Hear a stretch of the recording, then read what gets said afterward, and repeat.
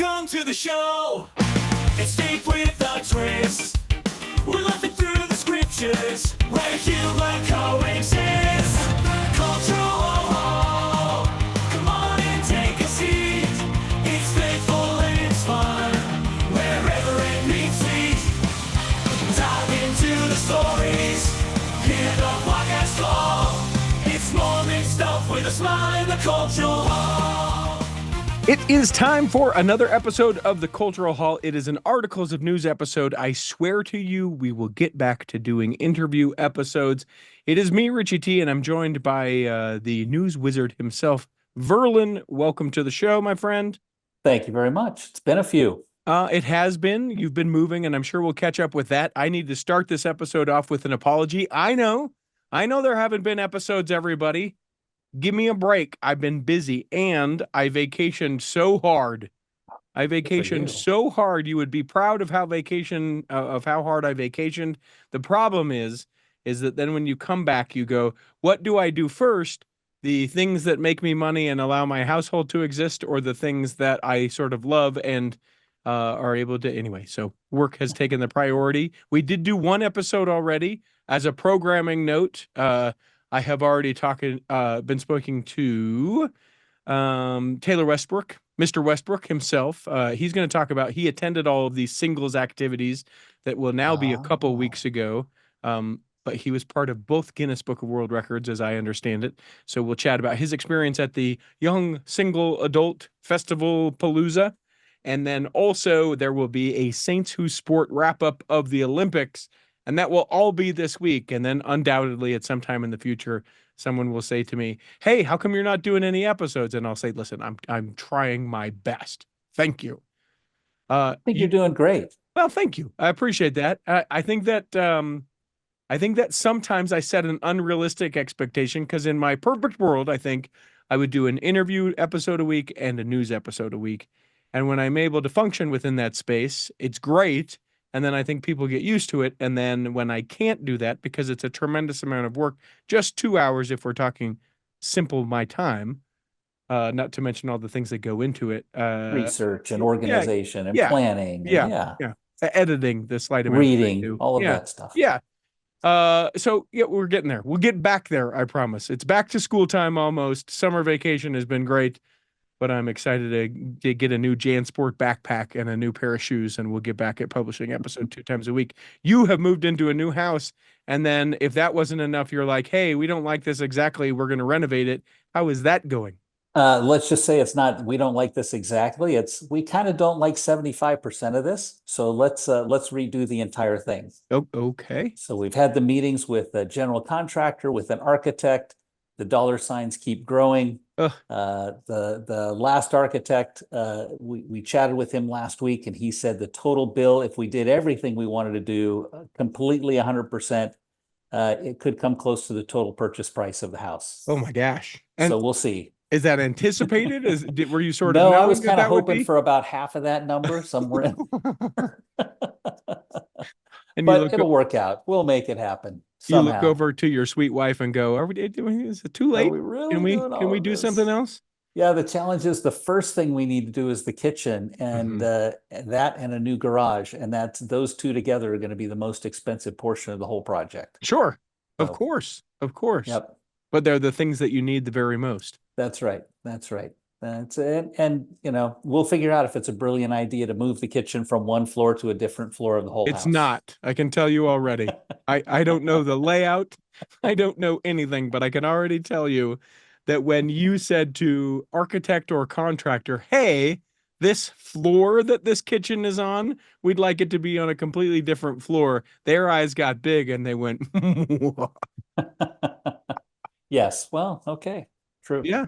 Well, I mean, it'll be lovely when it's done. I'm sure we will love it. It'll be great. Will this be the cliche forever home, Verlin? Will this be? I'm a big fan of never saying always and forever, and never saying never. But we'll be here for a good long while. We love this area, and so the plan is to have this house as a primary house, and then someplace near the coast that we can escape to on a regular basis. That's awesome. And you're in North Carolina. Tell people we are. Where you are. We're right in the center of North Carolina, just outside of Raleigh, about west of Raleigh, about 30 minutes in a city called Chapel Hill, where the University of North Carolina at Chapel Hill is. And then the most important question, as far as I'm concerned, the guest room will be done when? The guest room has the least amount of work to be done on it. Okay. And it's actually phase 3 of the project, last Okay. phase. Okay. So I need But to it's wait, totally but- livable right now. In fact, Okay. my son and his wife and 2 little boys are kind of living in it temporarily, although they're in Maine right now visiting her family. Mhm. And so it's survivable with 4 adults and 2 little kids. Okay. So I'm not hearing an invitation to stay with you yet. So I'll put off- Anytime, No, anytime I'm not staying you with your like. family. No, If no. it's you, if it's They'll you be and the out of here missus, we'll soon. come. Okay. Let They me know. bought their house, and so they're going to close on that in a couple of weeks, and we're going to kick them out of here, and we'll have plenty of room for visitors. How do you like being the grandpa, the in-home grandpa? You like that? It's fantastic. Yeah. Yeah. It's also fantastic when they leave for a while. And I say that with all good humor because both my son and my daughter-in-law listen to this show in podcast form. Sure. And so I don't want them to take it too personally. Well, no, here's the thing. I mean, it really is the people that take offense at stuff like that. Oh, they won't. Yeah, and I don't think they will, because I would imagine that they are of the spirit that you are. But there are people that when you say something like, "Oh yeah, no, I love my kids, and also sometimes I hate my kids," the people Yeah. that get super offended about that, I'm like, what reality are you living in that you always are like, oh, when they're tantruming or whatever the thing may be, I just still love them so much. It's like, that's not real. You and I have nothing in common at this point. That's right. Now, what I do love is when grandchildren are tantruming to their parents. Mhm. That's entertaining. Yeah. That is, I'll pay money to watch that. Just get the big bowl of popcorn and go, yeah, what you gonna do about this, huh? What are That's you gonna right. do?" Let's see Yeah. how you handle that one. I got a couple emails that I want to share just on the front of this episode. People can always email us, contact@theculturalhall.com. And it can be any number of anything that you share with us. Like, for instance, Michael Mills wrote in and said, "You asked about President Charles Clausen. That's the mission president of the Denver North Mission. We were talking about how those missionaries were able to sing the Star Spangled Banner. And I wanted to know a little bit more about who that individual was." Well, Michael Mills wrote in, he said, he hails from here in Las Vegas. He was a lawyer and owned a title insurance company. He was a bishop and a stake president. He's a great guy. And here's his Facebook page, and then sent me a link to be able to check it out. So for all I could see, sounds like a great guy, is a great guy. I was going to reach totally out. jealous of those missionaries being able to sing the national anthem at a Major League Baseball game. Would you do it? Absolutely. In a choir. Yeah. You wouldn't solo it if they were like, listen, it doesn't matter how it sounds, just do it. Would you I do can it? guarantee you it would be totally embarrassing if I soloed. I So, would rather do it in a choir or not do it. Yeah. Yeah. But the question remains, would you do it if offered just as a solo and they're like, listen, we just want a hometown North Carolina boy sing at a Panthers game. Is Carolina Panthers even in North Carolina? It is. It's Okay, in good. Charlotte. Yeah. Good. Yeah. Maybe. Okay. Probably not. That's where I felt like you were leaning to. Okay. Well, so thank you, Michael, for emailing into the show. Here's another one I wanted to share with y'all. Danny writes in, "I've been listening to your podcast," I would say show in podcast form, "for over a week now. Don't worry, Danny, you're new, so you'll get used to that." He says, "I've been listening to your podcast for just over a week now, and I've gotten 35 episodes in so far. I heard about your podcast through Kurt Frankham over on Leading Saints, whose podcast I heard about from Unashamed Unafraid. That's an addiction recovery podcast. I'm listening now from the oldest to the newest, and it looks like it starts on episode 730 on Podcast Addict, which is a way you can get podcasts. Looks like I have a new addiction now since I got over the pornography one I've had for so many years. So I welcome the getting over the one addiction and having this be the addiction, and I also appreciate the spirit in which he left that message." That's awesome. So welcome, Danny. We hope that you're loving this episode and all the other episodes. Look forward to, as I mentioned, interview episodes coming up in the future. And then I wanted to share this one. I just want to know how many times Danny has laughed and cried in the same episode now after 35. Oh, okay. Yeah, I would love to know that. And in fact, in this message, I think there's talk of tears. Yes, yes.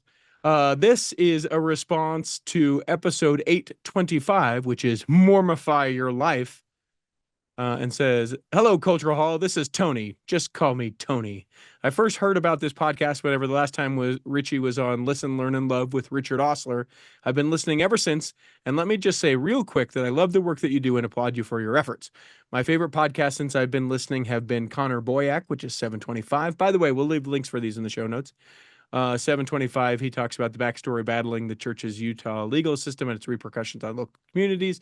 Loved episode 715, David Hyam and his life after losing membership, just to name a few. Anyway, I've been meaning to write in for some time, but didn't have a good reason until the Articles of News episode featured in the subject line, which is 825 Mormify Your Life. The church recently announced adjusting the ages for what is considered young single adult and single adult, and Megan, that's the Mitch Mitchell, asked politely if making these changes is considered coddling to that demographic. She also said that she's been married since 21, so not having experience growing up in this demographic might be blindsiding her. I get that, but here's my response. Earlier, I mentioned the Listen, Learn, and Love podcast, and I highly, highly recommend listening to episode 603, Valerie Barton, Finding Worthwhile Single and Childless, because I can't be the only human being on planet Earth who resonates so much with on the talking points of living alone in your 20s and 30s within the church. And Tony goes on. Now, what I'm about to say isn't exactly aimed at Megan the Mitch, but more and more I find myself having to be the mouthpiece or the megaphone to tell people trying to date in your 30s is like a dead zone. It's not impossible, but it's extremely difficult. The rest of you wouldn't know that because you're already living the happy married family life. That applies to just life in general, not just trying to marry in the church. Speaking for myself, it feels like once members turn 31 plus, they just vanish. I do make the effort to go to activities designated specifically to single adults only, but there's always still an air of disconnect between having just left the YSA and jumping straight, or rather being thrown, into single adult ward and activities. Whether we like to admit it or not, there's still social pressure within the church when the focus of the gospel is centered around the family and family life. Adding a new tier or category, in my opinion, does more good than harm to reflect the needs of members in our modern age. The church is also smart by splitting the 18 to 25 YSA and the 26 to 35 YSAs into their own separate wards, where applicable with stake leaders' input. But if you're like me outside of Utah, then those wards are going to be a nice drive to get to and get back outside your city. The last thing I want to mention to Richie, thank you for sharing the Articles of News. It was through the Articles of News I found out about the church's Utah area YSA Together in Christ conference that was held a few weeks ago. I got my ticket the day they were available and drove myself from Southern California to Eagle Mountain to stay with my older sister and her family the week that the event took place. I had a blast. I also participated during the church's official attempt to break the world record for largest group of people speed dating, but that's a topic for another day. I'm sorry I'm long-winded on this email, which has now turned into an essay.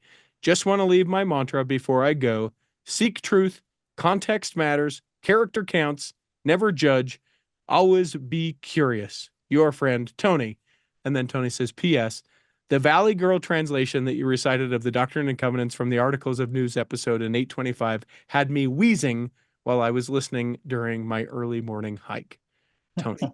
So thank you, Tony, for that essay that you sent into the show. Very nice. Yeah. You have had opportunity to be YSA bishop or serve That's with the right. YSAs. Tell me what you Yeah. think about it from your perspective on that side of everything. Well, I won't go from my perspective. I have lots of friends who served with me who were YSA age, and their overwhelming response is positive. Mm-hmm. I have not heard anyone with a negative response, and it always kind of put me in an awkward position because there were wonderful members that we had that turned 31, and what are we supposed to do? Just shove them out the door and Yes, know and that they ostracize them and never talk to them again. Exactly. Now, I'll thank the Lord that several times I received very clear, I'm going to call it inspiration. Okay. to call people to positions where when they turned 31, our stake president allowed them to stay in those positions for some period of time.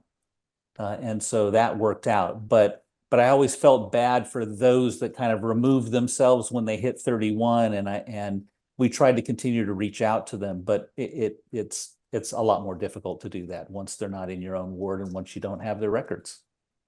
I will say the only thing that I have felt or heard that has been even slightly negative, and I think it sort of takes care of itself, but you know, it is expressed that these wards will be switched 18 to 25 and then 26 to 35 where there are enough and where the stake president decides that that's how they're going to be split up. So in some cases there will now be 18 to 35 all worshiping in the same ward. And I guess the only cause for pause that I have within that is I just, and I'm being overprotective, and I know overly sensitive. I know right where you're going. But like the 18-year-old girl and the 35-year-old guy have no business being like, hey, what do you think about marriage? Now, judge me all you want. Yes, I'm casting that out. Love knows no age. Sure. Okay, everyone. My parents are blank ages apart and they've been married for forever. All right. Fine. I know that happens, and I know that will happen anyway, but that has been the only thing that I'm like, I'm not really sure. And just so everyone can hate me equally, I also feel bad if it were an 18-year-old gentleman and a 35-year-old woman. I think it's equally just as much like, I mean, this is someone who either could be in high school and just graduating or just graduated high school, and someone who has been out as long as that person has been alive. Yeah. Now, what I tell you about it is the exact same concern existed for people that were 30 years old and 18 years old. Sure. So I think people are ready to handle that issue and watch for it. And we had a couple of circumstances where we had to take some overt action to help protect people who didn't realize some of the challenges that might lie there. Yeah. Well, I'm glad to know that occurs too. Yeah, absolutely. I mean, it really is a stewardship then in that case to go, oh, hey, maybe not everyone realizes that makes me happy. That warms my heart. Not that it was occurring, but that there were people going, yeet. Yeah. Well, it was a great conversation I would have on a pretty regular basis between myself and our Relief Society presidents and Elders Quorum presidents. Say, okay, we see this happening. What are we going to do here? How are we going to handle this? How do we protect the person's agency? It's their choice. Sure. But how do we also put them in a position to succeed? Yeah. And it worked out just about every time. It worked out just fine. Awesome. What a great little update on that. I appreciate that. Yeah. I think the other thing that was concerned a little bit about is in making that division of 18 to 25 and then 25 to 35, I think there were some great examples set of particularly women that were 27, 28, 29, professionals doing what they were doing in their lives and really leading wonderful lives and serving people and building their and others' testimonies in their late 20s. And that was a super example for 18, 19, and 20-year-old men and women to see that. Okay. And I think that's something that will be lost in those awards. Someone who's 24 is still coming out of college, maybe graduate school kind of thing, just starting in their job, but to see someone that's, really excelling in their career, really making a difference in their chosen field, but also to see that they can be active and serving in the church and doing wonderful things and still be single was a super example. Yeah. Almost from like the aspect of mentorship, or just like you can't see or you can't be what you can't see kind of thing, right? Yeah. Just seeing that's a great way to live. It's not joyless to be not married and 27 years old. Yeah. Right. There are people out there really doing great things and having a great life in that position. Yeah. They should have taken my advice that I used to tell people when I worked at BYU, where I said, just marry anyone that will have you. How did that work out? Statistically, no one ever took me up on it, but statistically speaking, it's not going to work out for your first one anyway. Learn all the lessons. People didn't like this advice, and I was being it was really the only way that I felt like I could engage with like 19 and 20-year-olds who were like, I still haven't found the person that I'm going to be with for the rest of my life. And I'm just like, I couldn't take them by the shoulders and shake them and go, just live your life. So I instead leaned into just marry whoever. Just ask your friend if I they'll love it. for you. I Just love it. ask 'em. I took more of the approach of grabbing their shoulders and saying, stop worrying about it and Yeah. go on with life. Get Yeah. a job, get an education, achieve what you want to achieve. Just go do it. Yeah. Yeah. And I really do. And tell me if you think the same thing. Like the people that are sort of holding out, I think that it becomes such a harsh moment of like resentment, even if it works out that they do end up getting married. Like they'll maybe not resentment, but regret perhaps that they'll look back on that part of their life where they just were sort of in the waiting place. Yeah. Like, why didn't I insert whatever the thing was?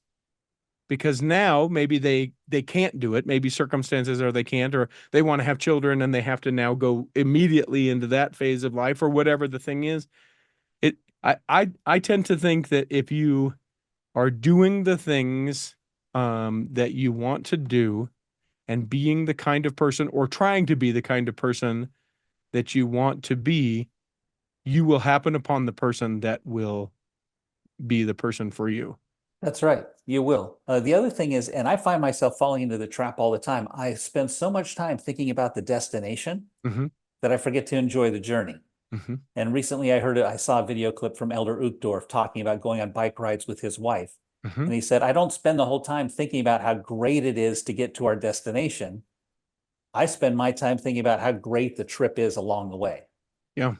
And so, yeah, I think when people are focused on that particular destination, they lose the joy from the time that they have right now and the great fun things that they could be doing and the friends they could be making. Yeah. Yeah. And I also give unsolicited most of the time advice when people are like, hey, I'm single. You were single for a long time because I was, and then married and then single again. They're like, what do you think I should do? And I always, not always, a lot of times, I will say, do something interesting that people will care about. It doesn't matter what it is. Just do something interesting. And I still maintain that that's good advice. I think it is. Now, I'm one of these people that got married at 22. My plan was to be married when I was 30, but I got married at 22. And we've had a wonderful life together. And so I haven't had to deal with that part of my life, but having served with those individuals and learned a lot about them, I think I built good empathy as well as good advice for people in that area. Yeah. Yeah. I don't doubt it. That's why you are a part of this show, the wisdom that you get. Despite my age. Despite your age. I mean, you guys don't know this, but every time before Verlin gets on, I have to tell him how to turn his computer on. And then we... Well, yeah. Then he makes sure that I have the pacemaker set and that, Now, what button is it? Verlin, have your kids show you. I'm teasing. Yeah. Let's take a break. When we come back, we're going to do actual articles of news. BestDJinUtah.com is the website. That is where you go if you would like me to come and DJ your event. Now, will I do a family reunion where you all wear the same t-shirts? You bet I will. Will I travel to wherever you're at? Am I reasonable as far as what I cost? Yes. Do I bring a good time? Yeah, all the things. Listen, Best DJ in Utah, it's my company. It's a thing I do that allows me to be able to have the time to do the cultural hall. So if someone's getting married, you think, man, they need a great DJ. You're throwing a party, whether it's a 50th or 60th or 40th or 20th or whatever the party is.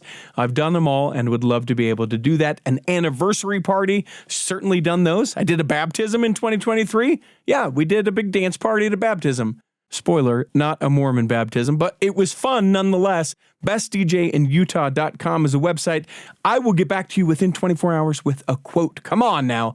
BestDJinUtah.com. Imagine running a small business today. It's challenging. Imaging and internet presence is an absolute must. Even with that, you're still a small star in a bright cyber universe. Now, imagine you have someone who understands how to get your site designed for your talents and then easily searched by potential clients. Imagine Lennon Design. Whether it's strictly a website or a whole package of logo creation, advertising media, and promotional materials, Lennon Design is your partner in business. They'll test the boundaries of their imagination to create something unique for you. When you need creative, affordable design, let it be Lennon Design. Call 801-699-3022 or visit LennonDesign.com.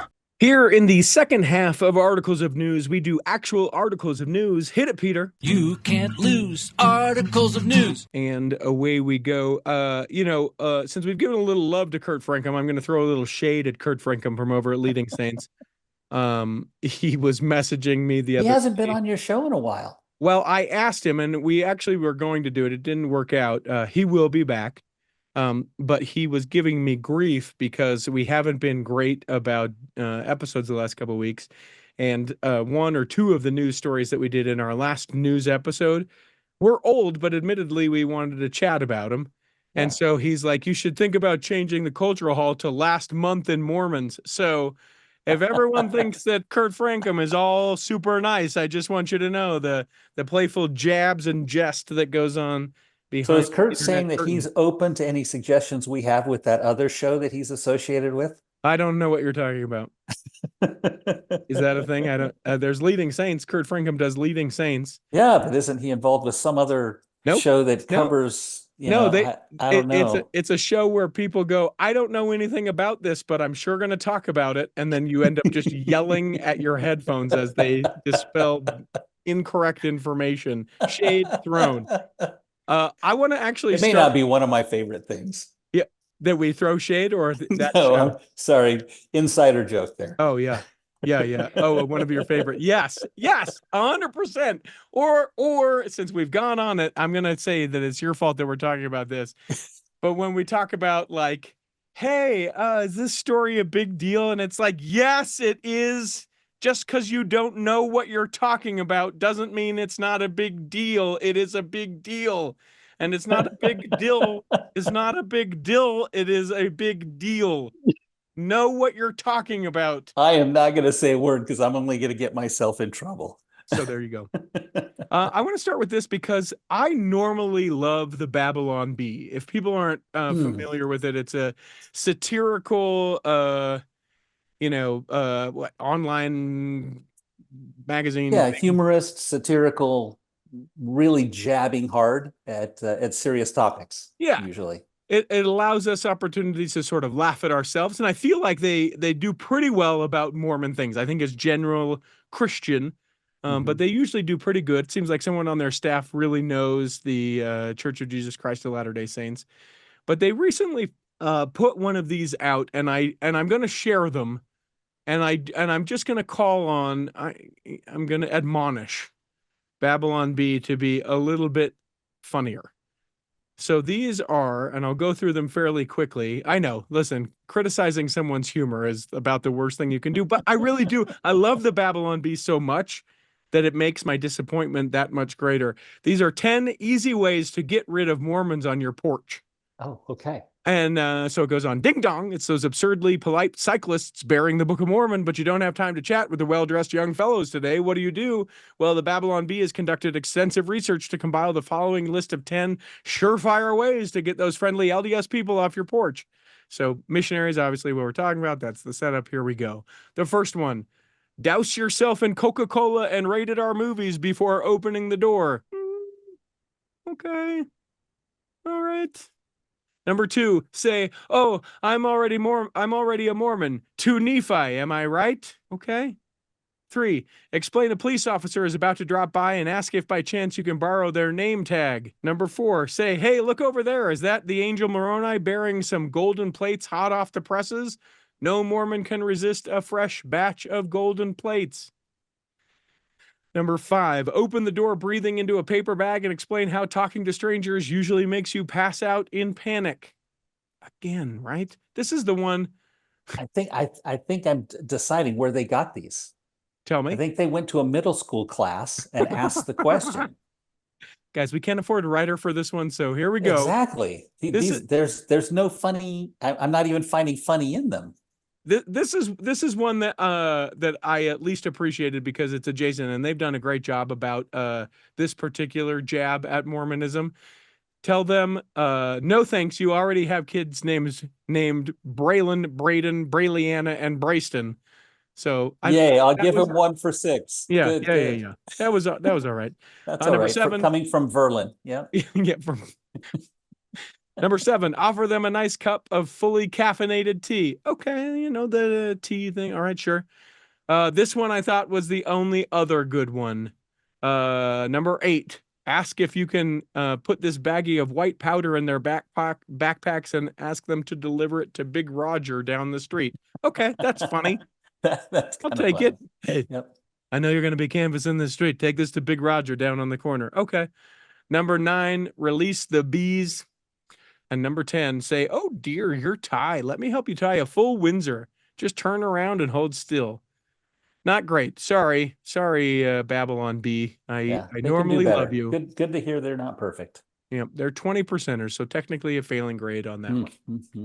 Mhm. You've got actual like a real news article. Let's start with it. Yeah, let's start. I was really impressed with this. Most have probably heard about this Latter-day Saint Youth Festival, a youth concert. What an amazing idea. Now, I know that they did a concert last year for the young single adults, and so maybe this is kind of a derivative of that. But I took the time to actually watch the concert. I love Okay. music. I love live music, and I wanted to see what was the production like, what was the quality like, what was the audience reaction like. And they taped this with a live audience in June at Red Butte Garden Amphitheater in Salt Lake City. And it was great. I thoroughly enjoyed it. It was a well-spent hour for me. And what I understand, though, is that they're encouraging young men, or I'm sorry, the rising generation to participate in this video in some form or fashion in the month of August. Is that? Yeah, is that they've the asked engagement? everyone, ideally on August 10th, they said. I guess they're a day late. But ideally to get their group together, whether it's a branch, ward, stake, and to do it. And in fact, they're suggesting that they do it outdoors if possible. They could include it in a camp activity or someone's backyard, but watch this and listen to this and participate in this activity, kind of, I guess, on demand, if you were. And in further, it talked about, I believe it was in French Polynesia. In French Polynesia, they put together a youth concert festival where they're going to use the video and use this hour of programming, but they're going to intermix it with local live performances as well. Oh, that's cool. And with your background, I would think, I started to imagine, what if you did a 2-hour program where between live acts, you had these taped acts, and that gave people time to, you know, take down and set up and really run a local plus general church music event. It was really well done. Now, I need you to shoot me straight on something. Yeah. Because it's geared for the youth, and you said you watched it and enjoyed yourselves. Totally. Yourself, rather. Really? Or are you being kind? No, I totally enjoyed it myself. Now, I'm unique. I love live music. I love watching performers put their talent out on the stage. I have no ability to do that myself. I dream about, that's one of my fantasies, is to be able to do that, but I know I don't have the capability of doing it. But it was worship music, but they had a live band backing them up. It was respectful. They had slow songs, they had fast songs, they had things that I guess you would say were close to hip hop, and others that were closer to rock and roll. I mean, it was all over the map, and they even had international performers, a performer from Brazil, a performer from Mexico that participated. It was really high quality. And did they have like talks or speeches, anything between, or like? Yeah, they Now I'm chatted gonna between read from. numbers. Okay. They talked about spiritual things. They talked about things that matter to the rising generation. I thought they did a nice job of not overdoing it from a lecturing point of view. It was kind of like, hey, this is what I've been thinking about, or this is something that's important to me. And it was all centered on a belief and faith in Jesus Christ. I thought it was fabulous. In fact, the closing number, I'm trying to remember the name of the number. It's called If You Believe. I would listen to that over and over again. It was fantastic. And the audience was totally into it. They had the audience dancing the entire time. It was great. I'll take it. All right, I'll watch it. That's a great thing on demand now that it's after the thing that the rising generation should have watched it. Maybe a great family home evening, sit with the family. Maybe a great Sunday morning thing. Are you a worship music on Sunday mornings before church kind of guy? I'm generally not a worship music kind of guy. Okay. But this might be turning my mind a little bit, or turning my opinion a little bit. There was a comment in here from President Lund, the Young Men's General President. He talked about this live event. He said, and when you get together during the concert, turn up the volume. We're not in church. There we go. I loved that. Turn it to 11. Turn it up to 11, says President Lund. Yes. Now, let me ask you this, and this is my ignorance, my America ignorance, my United States ignorance. Do you guys have K-Love over on the East Coast? The radio station K-Love? Yes, we do. We have a radio station that carries a similar kind of programming. Yeah, okay. When I go on road trips, like to these weddings in rural communities where there's no radio otherwise, Yeah. like the greatest signal is K-Love, I will windows down, scream the songs because they're not difficult songs. It feels like to write or know like what the chorus is going to be. Yeah. I love it. I won't that's do great. that. I won't ever do it at home, but on the road trips, I find it to be just kind of a fun thing that I've started to do, almost to the point of looking forward to it. I'm going to have to try that out. I'm Mr. Podcast on my road trips. Well, yeah. I mean, make sure that there's no episodes of the Cultural Hall, but there haven't been any recently anyway, so it's fine. Well, I do have to admit, the last one I missed because I sat down on the couch and turned it on. Oh, don't tell me you fell asleep. I have feelings. It was totally my overworking and undersleeping, and that's what happened. There are a couple of topics that now I have to go back and listen to because there was some good stuff in there, I'm sure. Well, don't be so sure. Well, one, I'm really interested in the BYU Med School and what you guys talked about there. Yeah, we went into great detail with that one for sure, Yeah. because I think that it is being underplayed how significant of an impact it will It's be huge. within the church, within the rising generation, and being able to get that type of education for the state of Utah and for the church and a global impact in general. Yeah. I think it will single-handedly be one of the top 10 biggest stories of the next 20 years.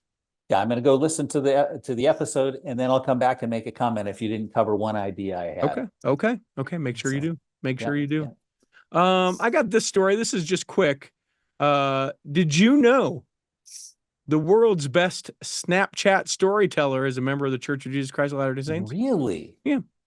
Oh. His name is Sean McBride. He's known by his handle Shonduras, and he recently took home the Streamy Award, which I'm guessing is those online awards for various things, categories like best cinematography to best visual and special effects.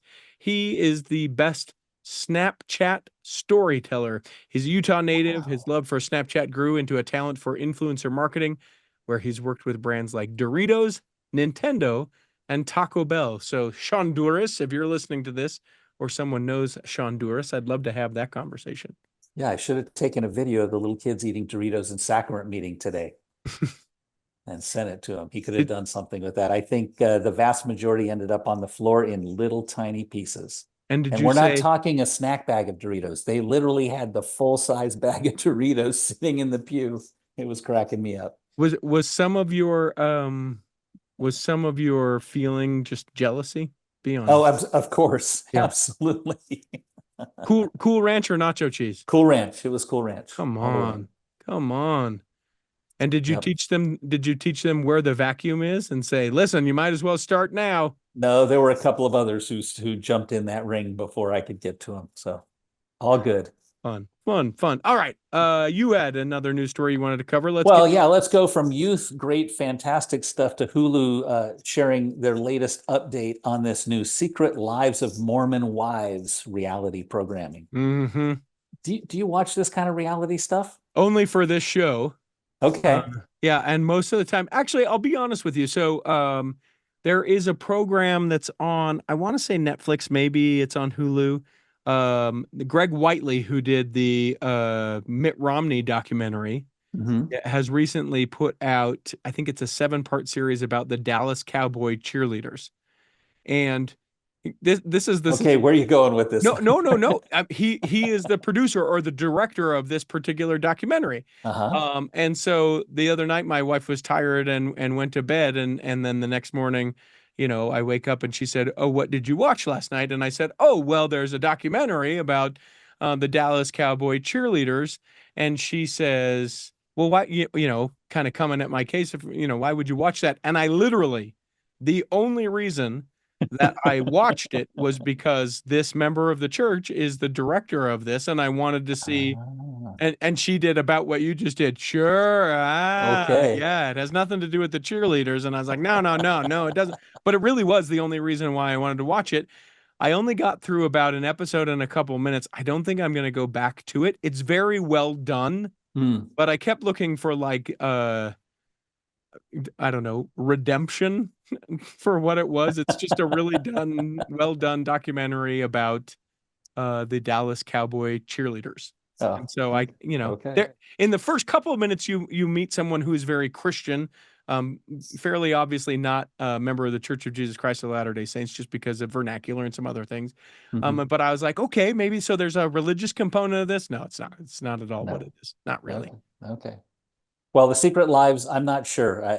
Maybe I'll try one episode just out of curiosity's sake, so that I'm up on, that particular topic, but not particularly impressed by the topic. Yeah, so it's we've talked a lot about Taylor Frankie Paul, right? Yeah, Taylor Frankie Paul. I always get it messed up if it's Frankie Taylor or Taylor Frankie. Taylor Frankie Paul. We talked a lot about that story. Raised in the church, and then her mom talk influencers, all of her friends, and then it sort of coined the phrase "soft swinging," which is. You can do anything but the thing, and it still counts, and you can still be married, and it's not adultery. And all of these folks are like, oh yeah, but we're still Mormon. Oh, but we didn't do those things, and so it's. It definitely is the type of thing that Hulu would do. Yeah, it's consistent with what they would do for sure. But I know the big pushback for a lot of people is it's like, okay, well, The Secret Lives of Mormon Wives is. Or how are we qualifying this as a Mormon person, right? Yeah. Instantly, there's a certain faction of people that are like, it's not Mormon, it's Church of Jesus Christ of Latter-day Saints. And they're like, couldn't fit it on the marquee. Sorry, everybody, we're going to call it Mormon wife. But the second part of it is, like, are these people that firmly believe, oh, hey, what I'm doing is perfectly all right. I'm doing this now, and tomorrow I'm hitting over to the Oquirrh Mountain Temple, and like that's how they're trying to do it. Because that is a different story than, when I was 8, I was baptized, and then when I became part of the rising generation, I decided that I was going to step away from the church and do that. That to me is a very different thing. Yeah, and I think for the sake of clicking, that's why the Mormon Wives are there. I don't know, having not seen the show. I know a couple of the families of the people, like Taylor Frankie Paul used to be in the ward with her family. I know they're very active LDS. Or at least were when I knew them. And so I know that there's at least that faction of it, but I would be curious to know if any of them are like, oh yeah, no, this is totally fine. This is what that scripture meant, or this is how this is okay. I think it's just a label to get people like you, like I, and others to say, Secret Lives of Mormon Wives, let's go. Well, they're honest about it. They said it's set in the scandalous world of a group of Mormon mom influencers who implode as they get caught in the midst of a swinging sex scandal. Yep. Right. So made for the headlines for sure. So you'll watch one, huh? Yeah, I love the fact that Rob Mills, the EVP at Disney, who's responsible for this, said somewhat jokingly, I think totally seriously, this show sums up the difference between a Hulu show and an ABC show. Oh, good for you. So good for him. Yeah, I think it comes out September, right? Oh, first or second week in September 9th, they're going to release all 8 episodes. So it drops all at once. You can binge it and be done. Well, that's a little less than a month away from recording this. Let's put it on our calendars. Oh, you watch it where you're at. I'll watch it where I'm at, and we'll record an episode after we've watched. Yeah, we could have a watch party. Yes. What a great thing. We could choose to watch the Global Youth Concert, but instead we're choosing to watch that. Okay. I'm in. Sure. I'm in. I might be able to get some people to join this. Yeah.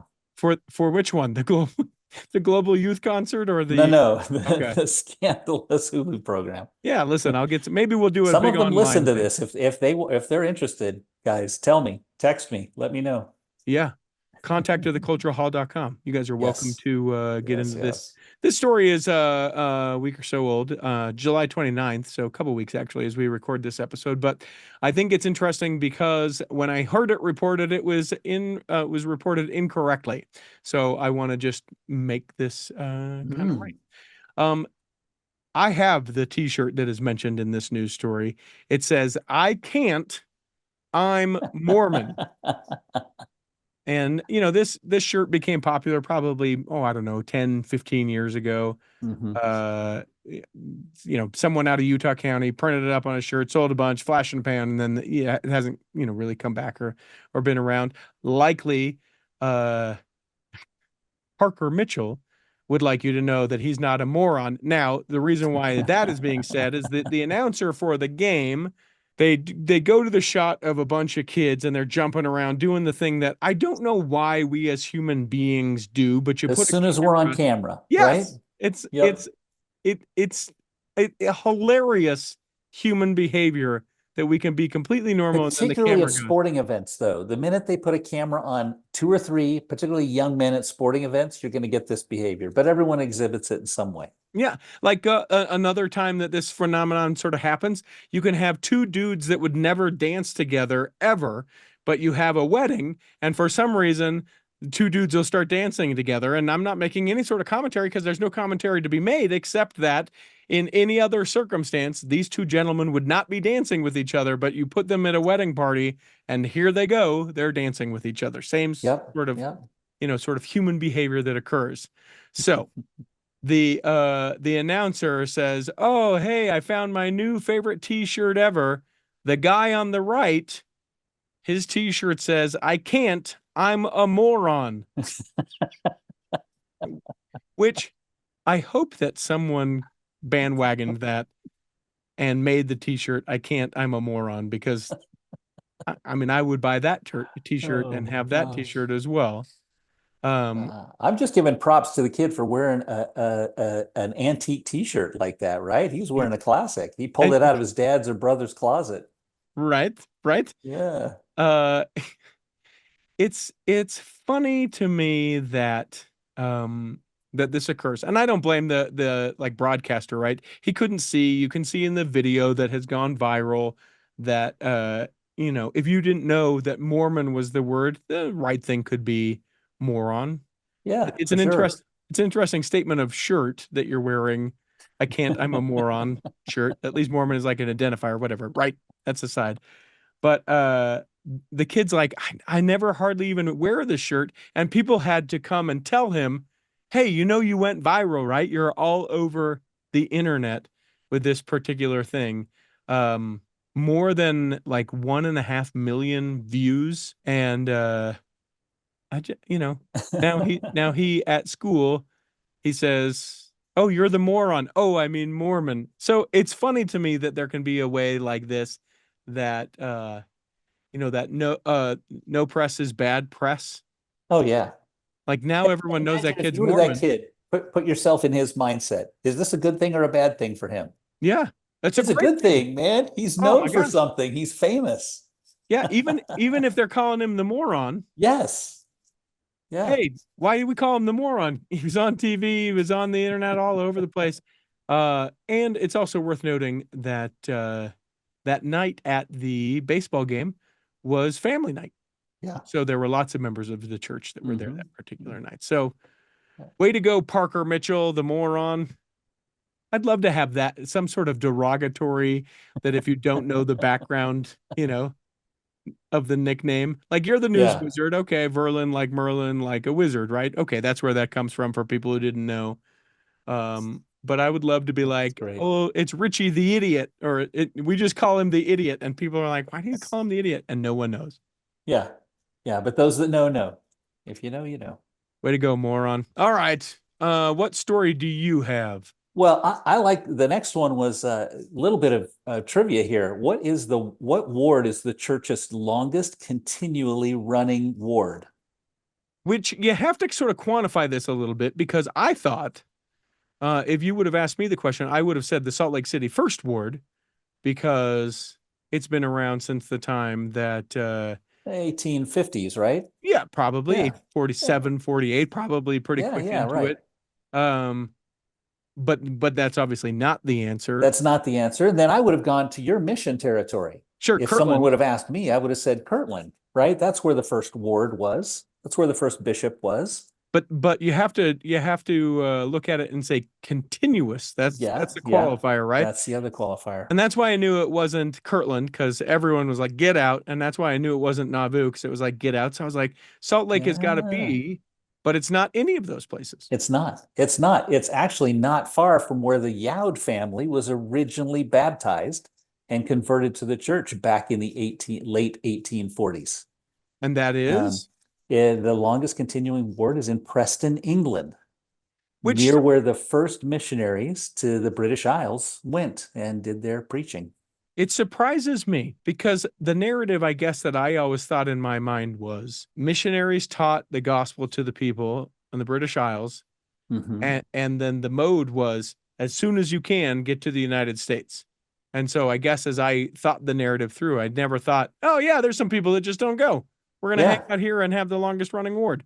Yeah, that was the majority left and came to the U.S., Mhm. but there were always people left behind. Now, from what I understand, it's kind of gone up and down in size and shape. It was a branch at one point. It's been a branch, I think, in the last 15 years or so. But recently, they said it's really exploded in terms of being a multicultural, multi-ethnic ward that's quite vibrant. And I'm halfway tempted the next time I get over to the UK to pay a visit. I'd love to check it out. You know, I want to go, I can't remember exactly where it is. Might be Preston, but where they coined the phrase the cultural hall, I have wanted to go that. Oh, Because that's in England, why we call it the cultural hall. oh, I had no idea. What, you don't Okay. know this? No. So get ready, Wow. buckle up. I'm going to tell you the short abbreviated version of why we call it the cultural hall. You can, I think, Brad Wilcox episode 800, I don't know, 600, I don't know. He was in, we'll try and put it in the show notes.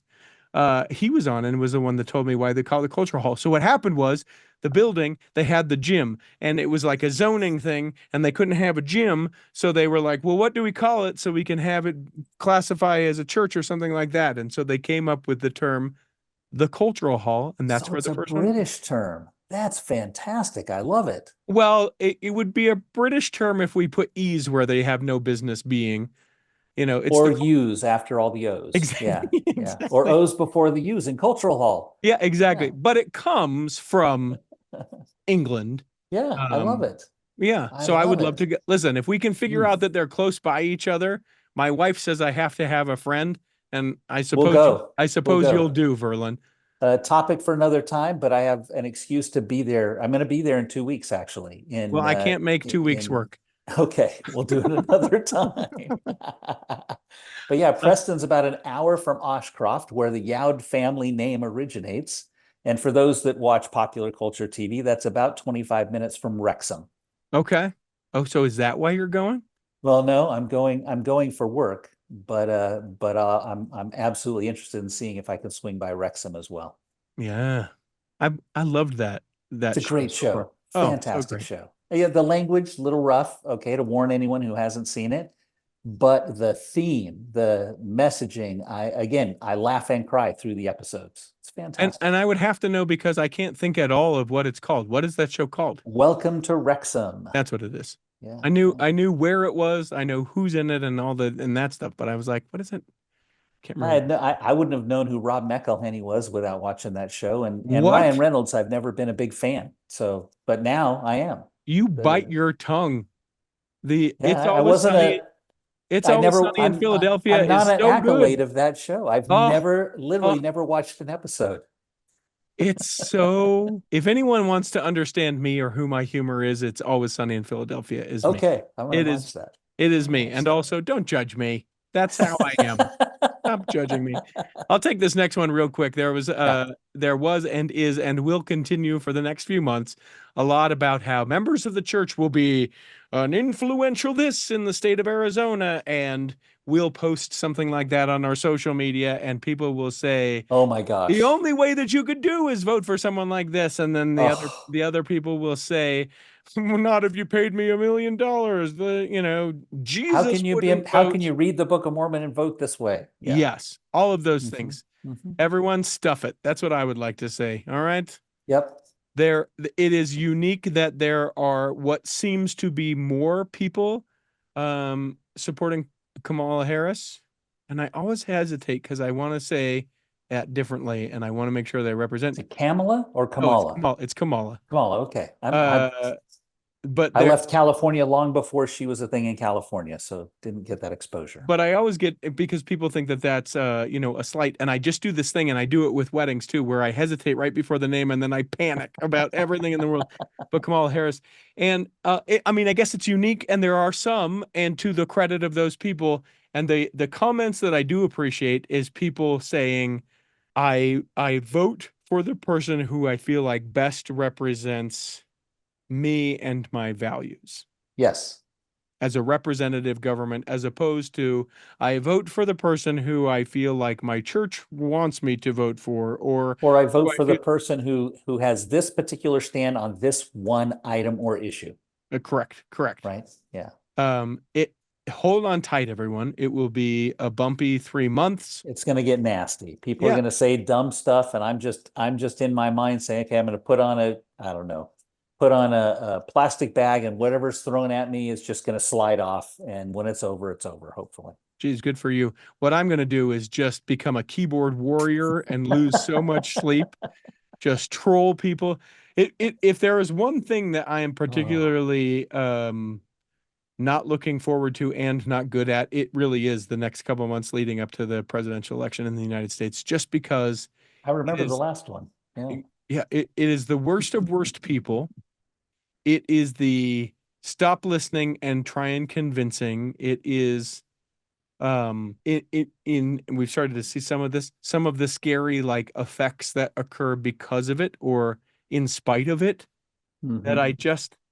I'm going to really try, and it genuinely has to take a lot of commitment on my end. I really am going to try to be a person who, when there starts to be a lot of like, angst or hubbub or whatever the thing be, to speak into it and say, all right, everyone, let's remember that whomever wins, we're gonna have a country the next That's day, right. that we need to remember to be a part of a community. And are we We have a saying things? constitution, we have a division of powers. We're all gonna, be responsible citizens Yeah. along the way, right? Yeah. Yeah. So I hope to be that. I'm about 50-50 as to whether I'll be able to do that. Oh, shoot. All of us have a challenge with that. I have the hardest time on social media because in my head, I just want to respond back with a meme or a quip to everything I don't agree with. And Mhm. I've gotta avoid that temptation. Yeah. I want to skip, you gave a kind of line out for things. I want to skip the tornado for just Yeah. a second. And I want to That's get fine. to the 3 things that every bishop can do. And then I want to get to President Nelson's birthday, because we are short on time. So if you have a Yep. preference as to which one of those you would like to do more than the other, Toss the coin. It's up to you. no, you pick. No, let's go with 3 things every bishop can do. All right, I'll let you do Well- that one, and then I'll talk about President Nelson's 100th birthday. Great. I will do the short version. Elder Suarez talked about 3 things bishops can do to really help the rising generation. I think this is young men and young women. I'm going to use those terms. 3 very simple things. And they're things that I've seen done in various wards around the church. Number 1, be very clear on adult responsibilities. He lays out, call 6 people to serve in the young men, 1 to serve for weekend or weeknight activities, another one to work on presidency meetings, another one to work on instruction, another one to work on campouts, another one to work on getting people registered for FSY. Call good adults and give them very clear responsibilities, and then step out of the way and let them do their job. I think that's awesome. Yeah. Number 2, as a bishop, make sure you meet with young women's president. Now, I was in a YSA ward as a bishop, so I didn't have a young women's president. But the more you can meet with the primary president, the young women's president, the Relief Society president, the more informed you will be and the better you will be as a bishop.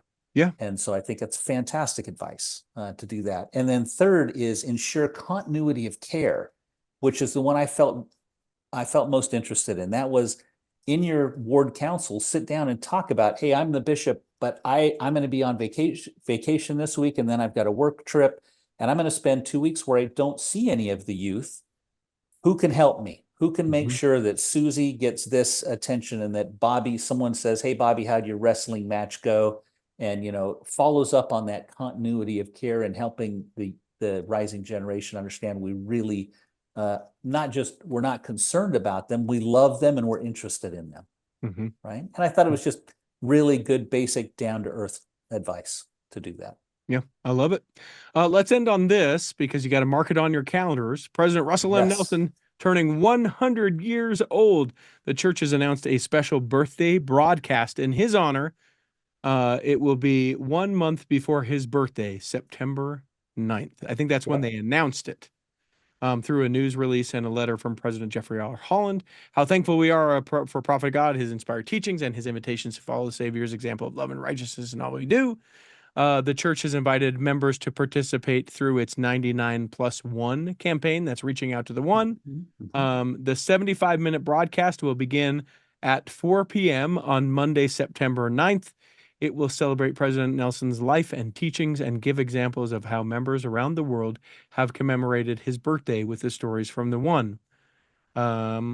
Other things to note, it will be available on the church's website. You can also find it on the YouTube channel. It is curious to me, and I'm resisting the temptation to make jokes about why it's starting at 4 p.m. I'm getting old enough to appreciate why that might be. Yeah. Yeah. I'm going to choose that. Well, I guess they could have gone another hour later, but that's 6 p.m. East Coast time. Yeah, and which is probably why it is. That's what I'm going to choose. They could have gone another hour longer. I'm going to choose as well to think that that's what it is and not make some sort of joke about you wanting to get to the Chuckarama early before the dinner rush for the birthday celebration. Exactly. Now, we all know he's the oldest president of the church that we've had serving, right? But I when I took a look at this article, I was curious. So I went back and looked at who else is, lots of people have been in their 90s, a few in their 80s when they passed away. What I thought was really curious, he's the oldest president of the church we've had, but he isn't even in the top 10 of years served as president of the church. Oh, yeah.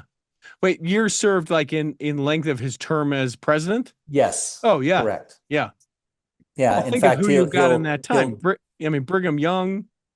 So number one, Brigham Young. Yeah, sure. 29 years. Sure. Any idea who number two is? 26 years. Probably glaringly obvious, but I can't pull it out of a hat. Go ahead. My dad's generation, Heber J. Grant. Okay. Right.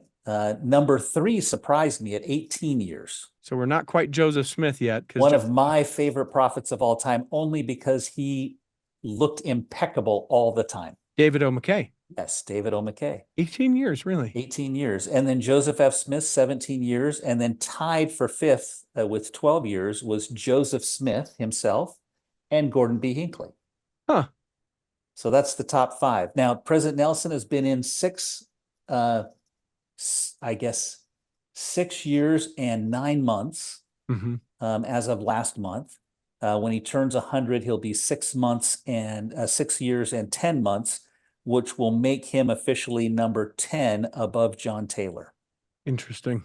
John Taylor was 6 years, 9 months. Now, something isn't mathing for me, and maybe we leave this as a question. Contact theculturalhall.com and we'll get back to it. The church was founded in 1830. Joseph Smith was martyred in 1844. Yeah. And yet you told me that he served as president of the church for 12 years. That's what it said. Yeah, my math would tell me that that's 14 years. Oh, well, yes, this is true. So de facto, he was de facto 14 years and 2 months. And it says de jure, which I'm not sure what the difference would be, 12 years and 5 months. Well, and I thought that was the difference between when he was martyred and when the new prophet was officially recognized, which was there was a 3 year and 6 month difference between the death of Joseph Smith and Brigham Young being officially made prophet. Yeah, but that doesn't. That doesn't square, does it? Yeah, I'll have to figure out. I'm referencing Wikipedia here, so there is some danger in that. When I just I looked it up, I said I wanted to know what de jure is. Yeah. and it's when the moon hits your eye like a big pizza pie. That's amore. Oh no, that's de jure. Now I'm hungry. Why are you making me hungry? Dumbest joke ever. Yeah. That's it. That show's over. You miss it, don't you? You wish you had more of that kind of stuff in your podcast feed. Shows available. Yes, sirree. We hope that this episode has nourished and strengthened your body. And if you weren't healthy enough to listen this week, you'll be healthy enough to listen next week. And that when the time comes, you'll be able to travel home in safety. In the meantime, Chris at Alpine Lakes Travel, Rick McGee, Debbie Wanless, Chocolate Cake Bites Podcast, and the Tiger with a U will be saving a seat for you On the back row of the Cultural Hall. Save me a seat, it's sure to be neat on the back row. We really gotta go on the Cultural Hall show.